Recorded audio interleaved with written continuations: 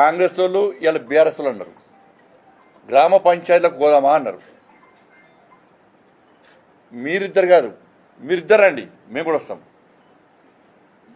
ఏ గ్రామ పంచాయతీ అని మీరు డిసైడ్ అయ్యింది. ఎన్ని గ్రామ పంచాయతీ తెలంగాణ రాష్ట్రంలో? టైము, డేటు, ప్లేసు మీరే డిసైడ్ అయ్యారు. కాంగ్రెస్ పార్టీ, బీఆర్ఎస్ ఇద్దరు రావాలి, అది ఇద్దరు ఒకటే. లోపల అంతా అండర్స్టాండింగ్, ఎంత తిట్టు అంతా పట్టియాలి. మీ బ్రేకింగ్లు అన్నీ పట్టియావి. మీ కొట్టి కొట్టి మీ చేతులు ఖరాబ్ అవుతున్నాయి, మీ ల్యాప్టాప్లు ఖరాబ్ అవుతున్నాయి తప్ప వాళ్ళిద్దరు అంతా దొంగ డ్రామాలు ఇద్దరి. న్యూస్లో స్పేస్ బీజేపీకి ఉండదు, మాకే ఉండాలని తిట్టుకుంటారు. గీ స్థాయి దిగదారు, చెప్పుతో కొట్టుకుంటారు, స్థాయి దిగదారండి.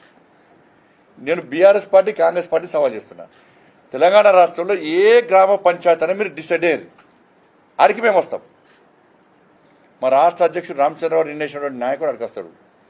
ఆ గ్రామంలో జరుగుతున్న అభివృద్ధి, ఆ గ్రామంలో అమలవుతున్న సంక్షేమ పథకాల గురించి చర్చిద్దాం.